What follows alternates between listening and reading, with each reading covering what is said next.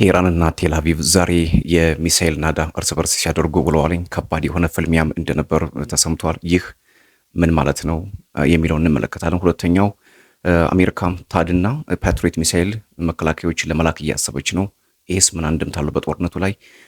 ኢራን ዩናይትድ አረብ ኤሚሬትን፣ አዘርባይጃንን እንዲሁም ደግሞ በኢራቅ ያሉ ኩርዶችን ጥቃት ፈጽማለች። የዚህ የመካከለኛው ምስራቅ ቀጠና ምን ሊገጥመው እንደሚችል በጣም ውስብስብ ጉዳዮች እየተከሰቱ ነው። የእንግሊዙ ጠቅላይ ሚኒስትር ኪር ስታርመር ወደ ሰላጤው ሀገራት ተጨማሪ ይሄ ተዋጊ የጦር ጀቶችን ለመላክ እቅድ አቅርበዋል። እነዚህ ነገሮች ጠቅላላ አድርገን በደንብ እንመለከታለን። እናንተም ሰብስክራይብ፣ ላይክ፣ ሼር፣ ኮሜንት እያደረጋችሁ ቤተሰብ እንድትሆኑ የአክብሮት ግብዣይ ነው። ከባድ ፍንዳታ ቴህራንን ሲያናውጥ ኢራን በእስራኤል ላይ ከፍተኛ ቁጥር ያላቸውን ሚሳኤሎች አዝንባለች። አሜሪካና እስራኤል በኢራን ላይ ጥቃት ከከፈቱ 6ኛ ቀን ላይ መሆናቸውን ዛሬ ልክ 6ኛ ቀናቸው ላይ ነው። ከባድ የሆነ በሁለቱም ወገኖች መካከል መጠቃቃት እየተካሄደ ነው። በዚህ ጦርነት የበላይነት ማን ሊወስድ ይችላል የሚለው ገና የሚገመት አልሆነም። ሌሎች መረጃዎች እንደሚያሳዩ ደግሞ እንግዲህ አያቶላ አሊ ኻሜኒ ከሞቱ በኋላ የትራምፕን መገደል የሚናገሩ በርካታ የኢራን ባለስልጣናት እየተነሱ ነው።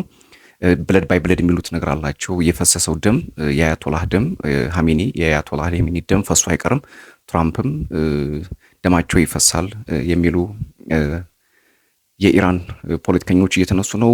አዘርባይጃኑ ፕሬዚዳንት አጸፋ መሰጠት አለበት እያሉ ነው። እንግዲህ ዛሬ የድሮን ጥቃት በአዘርባይጃን አየር ማረፊያ አካባቢ ላይ ደርሷል። አዘርባይጃን አክሽፍ ያለው እያለች ነው፣ ግን 2 ሰዎች ጉዳት እንደደረሰባቸው መግለጫዎች ያሳያሉ።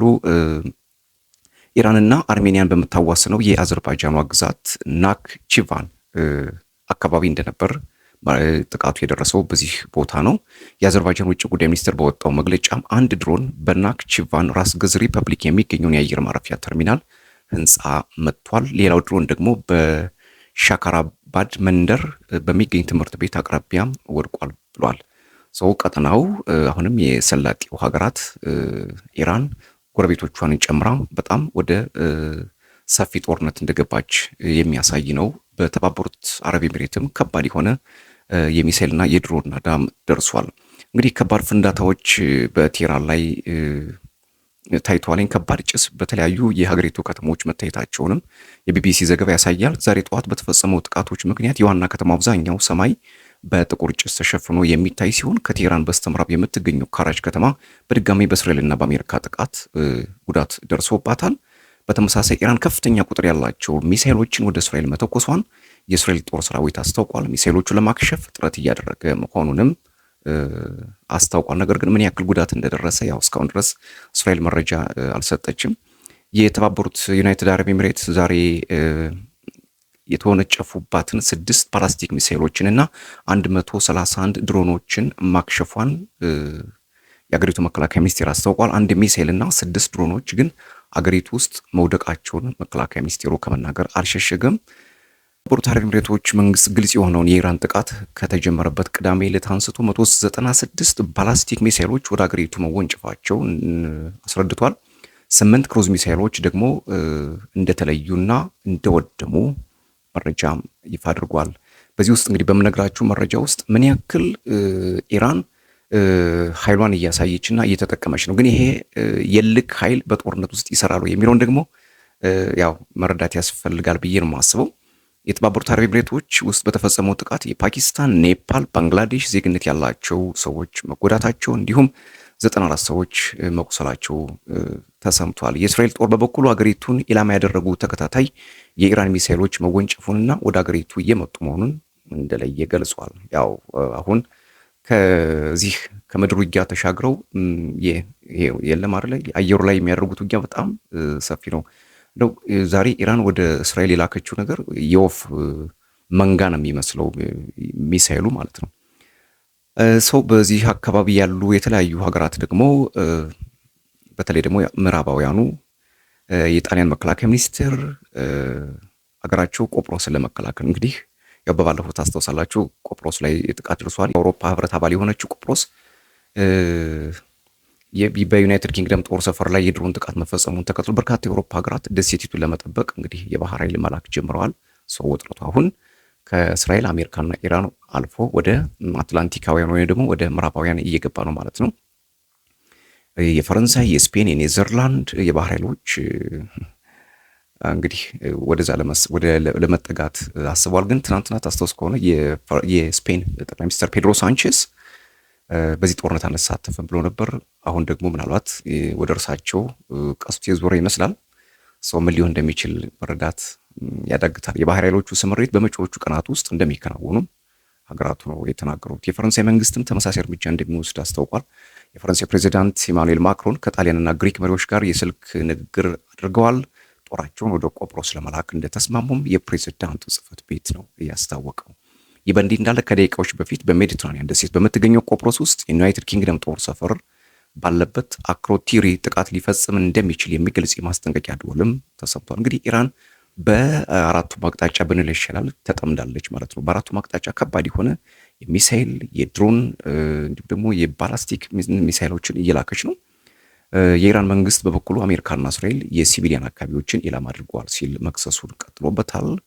እንግዲህ እስማኤል ባጋይ የውጭ ጉዳይ ሚኒስትር ቃል አቀባዩ ማለት ነው ጥቃቶቹ በንጹሃን ላይ ነው። በባለፈው ታስታውሱ ከሆነ 165 ሴቶች በሚማሩበት ትምህርት ቤት ውስጥ 165 ሴቶች ህይወታቸው ማለፋቸውን የቢቢሲ መረጃዎች አመላክተዋል። የአልጀዚራም ቢቢሲ 160 ይላለኝ፣ አልጀዚራ 165 የሚል መረጃ አጋርቷል። እንግዲህ ዛሬ ስድስተኛ ቀኑን የያዘው አሜሪካና እስራኤል ጦርነት ከከፈቱበት ባለፈው ሳምንት መጨረሻ አንስቶ ከኢራን የተወነጨፉ 75 ሚሳኤሎችንና 123 ድሮኖችን ማውደሟን ደግሞ የተናገረችው ባህሬን ናት። የባህሬን መከላከያ ሰራዊት በኢንስታግራም ገጹ ላይ ባወጣው መረጃ ተከታታይና አስከፊ የሆኑትን የኢራን የሽብር ጥቃቶች መመከት መቀጠሉን ገልጿል። ነዋሪዎች አስፈላጊ ካልሆነ በቀር ከቤታቸው እንዳይወጡም ትዕዛዝ አስተላልፏል። መረዳት ያው ግልጽ ነው፣ በደንብ ስለምትረዱት ነው አጠራጠር አድርጌ የምነግራችሁ። ምን ያክል እየሰፋ እየሄደ መሆኑን መረዳት የሚቻል ይመስለኛል። ቻይና ወደ መካከለኛው ምስራቅ ልዩ መልእክተኛዋ እንደምትልክ የአገሪቱ ውጭ ጉዳይ ሚኒስትር አስታውቋል። ትናንትና 470 የሚሆኑ የቻይና ዜጎች ከኢራን እንዲወጡ መናገሯ የሚታወስ ነው። ልዩ መልእክተኛው በመካከለኛው ምስራቅ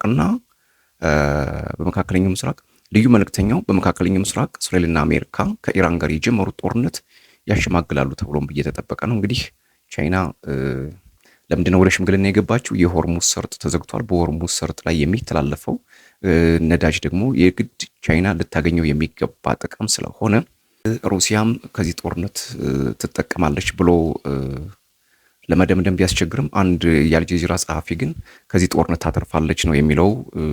ግልጽ ማብራሪያ አልሰጠም። ግን ማለት ዩክሬንን ለማለት አሁን መላው ዓለም ወደዛ ወደ መካከለኛው ምስራቅ ስለሄደላት ዩክሬንን በደንብ የሚፈልገውን ለማድረግ እድል ታገኛለች ከሚል የተነሳ ይመስለኛል። ስድስተኛ ቀኑን በያዘው አሜሪካና እስራኤል ከኢራን ጋር የሚያካሂዱ ጦርነት ምን አበይት ጉዳዮች ተከናውነውበታል የሚለውን ጠቅልል አድርጌ ወደ እናንተ አደርስላችኋለሁ። አሜሪካና እስራኤል በኢራን ላይ በጋራ ጥቃት ከከፈቱ ስድስተኛ ቀናቸውን የያዙ ሲሆን በባህረ ሰላጤ ውስጥ ያለው ውጥረትም ተባብሶ ቀጥሏል።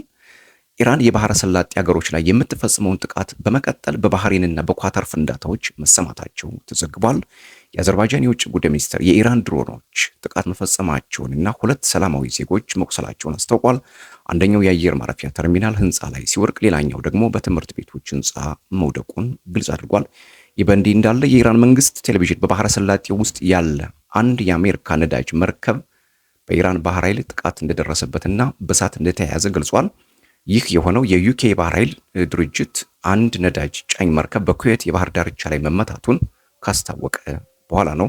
አሜሪካና እስራኤል በቴህራን አዳዲስ ጥቃቶችን ፈጽመዋል። በኢራን ዋና ከተማ ላይ ጭስ እየታየ ሲሆን ነዋሪዎቹ ጥቃቶቹን ሲመለከቱ የሚያሳዩ ፎቶዎችም ተጋርተዋል። አብዛኞቹ የቴህራን ሰዎች ወደ ገጠሪቱ የሀገሪቱ ክፍል እየሸሹ እንደሆነ መረጃዎች ወጥተዋል። የእስራኤል መከላከያ በቆም ከተማ የሚገኝ የባላስቲክ ማስወንጨፊያና በኢስፋሃን የአየር መከላከያ ስርዓት ላይ ጥቃት መፈጸሙን አስታውቋል። ኢራን ወደ ቴል አቪቭ የምታስወነጭፈውን ሚሳኤል ብትቀጥልም የሀገሪቱ ባለስልጣናት ግን የአየር ክልሉ በከፊል እንዲከፈት ወስነዋል። ይህም ተከትሎ የቤንጎሪዮን አውሮፕላን ማረፊያም ከ5 ቀናት በኋላ ዳግም ተከፍቷል። ወደ ቴል አቪቭ እስራኤላውያን የጫነ መርከብ ወደ ቴልአቪቭ እስራኤላውያንን የጫነ አውሮፕላን መድረሱም ተዘግቧል። ከመካከለኛው ምስራቅ ዜጎች ወደ ዩኬ የሚያጓጉዝ አውሮፕላን በቴክኒክ ችግር ምክንያት መዘግየቱን ተከትሎ ዛሬ ኦማንን ለቆ እንደሚወጣም ተገልጿል። የኳታር አየር መንገድ ደግሞ ከሙስካት ኦማን የሚነሱ የሰብአዊነት በረራዎችን እንደሚኖር ሲገልጽ የተባበሩት አረብ ኤሚሬቶች ውስን በረራዎችን እንደሚያደርጉም ማስታወቃለች። አሁን ጠቅላላ ዓለም ላይ ያሉት ሁኔታዎች በዚህ 6 ቀን ውስጥ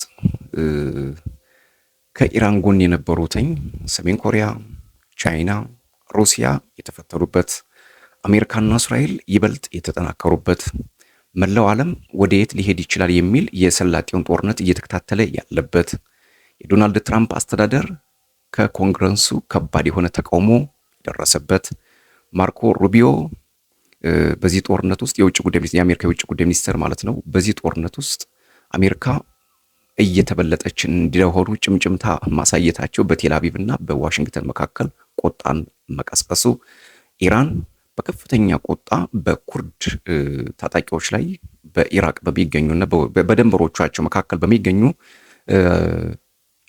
የኩርድ ታጣቂዎች ላይ ከባድ የሆነ ጥቃት መፈጸሟን ገልጻለች። ኢራቅ ደግሞ ለዚህ መልስ እየሰጠች ነው።